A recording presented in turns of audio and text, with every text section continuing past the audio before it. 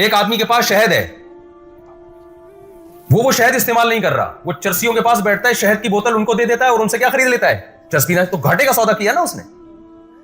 تو پہلی بات اللہ نے بتایا کہ جو بنانے والا ہے اس کے وجود پر ایمان. دوسری شرط کامیاب ہونے کے لیے, دنیا میں بہت سے لوگ ہیں جو خدا کو مانتے ہیں. ہندو بھی مانتے ہیں کہ نہیں مانتے؟ ہندو کو اس کو بھگوان سے تعبیر کرتے ہیں, کہتے ہیں بھائی کریٹر ہے, خالق ہے. مسلمان اس کو اللہ کہہ رہے ہیں, ہندو کہتے ہیں وہ کیا ہے بھائی, بھگوان.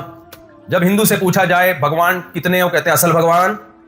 ہندو بھی کیا کہتے ہیں, اصل بھگوان کتنے ہیں؟ آپ لوگ بولے نا مجھ سے, ایک ہے. عیسائیوں سے پوچھا جائے گاڈ کتنے ہیں, وہ کیا کہتے ہیں, ایک. یہودی سے پوچھا جائے ایک. تو پھر اللہ کیوں کہتا ہے یہ لوگ توحید پرست نہیں ہے بھائی؟ وجہ اس کی ہے کہ زبان سے بول رہے ہیں ایک, لیکن عمل سے ثابت کر رہے ہیں کہ ہم ایک کو نہیں مانتے. آج مسلمانوں میں بھی یہ شرک پھیل گیا ہے.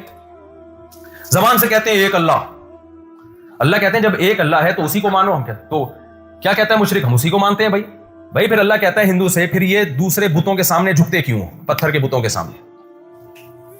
یہاں کے ہندو پھنس جائے گا.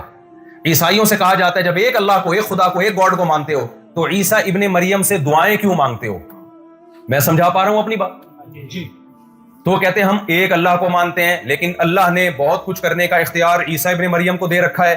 ہندو کہتا ہے ہم بھگوان کو مانتے ہیں, لیکن یہ چھوٹے موٹے جو بھگوان جو ہم نے اپنے ہاتھوں سے بنائے ہیں ان کے سامنے جھکیں گے تو وہ والا سچی مچی والا بھگوان خوش ہوگا. اللہ کہتے ہیں اس کی کیا دلیل ہے کہ جن معبودوں کو اپنے ہاتھ سے بناتے ہو اور جھکتے ان کے سامنے ہو, تو جس کے سامنے جھکتے ہو اصل تمہارا خدا تمہاری رائے میں وہی ہے. میں یہ دعویٰ ماننے کے لیے تیار نہیں ہوں کہ میں تمہارا خدا ہوں. اگر مجھے مانتے تو صرف میرے سامنے جھکتے.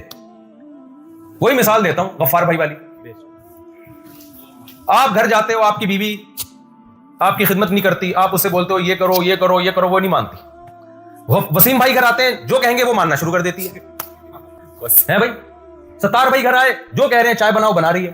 شوہر کو غصہ آئے گا کہ نہیں آئے گا؟ شوہر کہتا ہے بیگم میں تمہارا شوہر ہوں تو کیا تم اس بات کو نہیں مانتی؟ کہتی مانتی ہوں.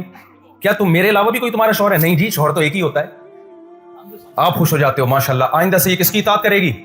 میری اطاعت کرے گی. وسیم اور غفار کو یہ لفٹ نہیں کرائی. اس کے بعد آپ نے کہا اچھا بیگم ذرا چائے بنا کے دو. نہیں بنا رہی. غفار نے بولا جا کے بنا رہی ہے. پھر آپ کو غصہ آئے گا بیگم تمہارا شوہر غفار ہے یا میں ہوں؟ کہے گی شوہر میرے آپ ہیں, نادرا کا سرٹیفکیٹ ہے میرے پاس, میں صرف آپ کو مانتی ہوں. ایک دن آپ کو غصہ آئے گا, آپ بولو گے یہ جھوٹ بولنے کی ضرورت نہیں ہے. مت بولو کہ میں تمہارا شوہر ہوں, یہ جھوٹ زبان سے مت بولا کرو. جس کا عورت کا ایک شوہر ہوتا ہے تو اس شوہر کے مقابلے میں شوہر والی عزت اور شوہر والی محبت کسی اور کو نہیں دیتی. یاد رکھو جس کا ایک معبود ہوتا ہے وہ معبود اور اللہ والی محبت اور جو کام اللہ کے ساتھ ہونے چاہیے وہ سلوک کسی اور کے ساتھ نہیں کرتا.